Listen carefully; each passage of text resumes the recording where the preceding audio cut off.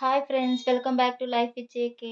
ఈరోజు మన కిచెన్లో సింపుల్గా టేస్టీగా ఒక స్పెషల్ రెసిపీని ప్రిపేర్ చేద్దామా. చేయడం కూడా చాలా అంటే చాలా ఈజీ అండి. వీడియో ఎక్కడ స్కిప్ చేయకుండా పూర్తిగా చూసేయండి. ముందుగా 2 టమోటాలను 4 లేదా 5 నిమిషాలు కుక్ చేసుకోవాలి. కుక్ చేసుకున్న తర్వాత పైన తొక్క తీసి మిక్సీ జార్లో వేసి మెత్తగా పేస్ట్ లాగా చేసుకోవాలి. చిన్న సైజు టమాటాలు కాబట్టి నేను ఇక్కడ 3 తీసుకున్నాను.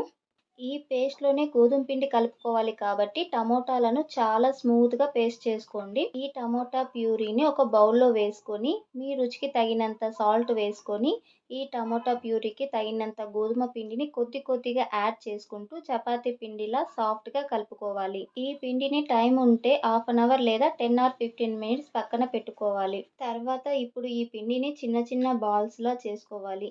మనం రెగ్యులర్‌గా చేసుకునే చపాతీ లాగానే పొడిపిండి చల్లుకుంటూ రోల్ చేసుకోవాలి. ఈలోగా మీకు చిన్న రిక్వెస్ట్ అండి. ప్లీజ్ మన ఛానల్‌ని సబ్స్క్రైబ్ చేయండి. వీడియో నచ్చితే లైక్ చేసి సపోర్ట్ చేయండి. ఇలా రోల్ చేసుకున్నాక చాకుతో నేను చూపించే విధంగా కట్ చేసుకోవాలి. చపాతీపై నూనె లేదా నెయ్యి వేసి మొత్తం చపాతీ అంతా స్ప్రెడ్ చేసుకోండి.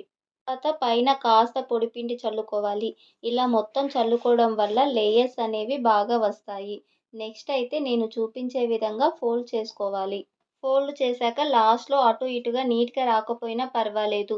ఎందుకంటే మనం మళ్ళీ రోల్ చేసుకుంటాం కాబట్టి సెట్ అయిపోతుంది. ఇప్పుడు పొడిపిండి చల్లుకుంటూ స్క్వేర్ షేప్‌లో తిక్కాలి. మరీ మందంగా కాకుండా, మరీ పల్చగా కాకుండా ఇలా రోల్ చేసుకోవాలి. అన్నిటిని ఇలా రెడీ చేసి పక్కన ఒక ప్లేట్‌లో రెడీగా పెట్టుకోండి. ఇప్పుడు ఒక ప్లేట్ తీసుకొని ఇందులో నేను 2 ఎగ్స్ అయితే వేసుకుంటున్నాను. మీకు ఎగ్ కోటింగ్ ఇంకా ఎక్కువ కావాలి అనుకుంటే 3 అయినా వేసుకోవచ్చు. 1 ఎగ్ అయినా వేసుకోవచ్చు. ఇందులోనే మన రుచికి తగినంత సాల్ట్, సన్నగా తరిగిన కొత్తిమీర, సన్నగా తరిగిన కరివేపాకు వేసి బాగా బీట్ చేసుకోవాలి. ఇలా బాగా బీట్ చేసుకున్న తర్వాత ఇందులోనే ముందుగా రెడీ చేసుకున్న చపాతీని ఇందులో వేసి 2 వైపులా బాగా డిప్ చేసుకోవాలి. డిప్ చేసిన వెంటనే కడాయిలో వేసి ఫ్రై చేసుకోవాలి. స్టవ్ ఆన్ చేసి కడాయి పెట్టి 2 ఆర్ 3 స్పూన్స్ ఆయిల్ వేసి ఈ చపాతీని ఇందులో వేసి బాగా 2 సైడ్ లో ఫ్లేమ్‌లో ఫ్రై చేసుకోవాలి.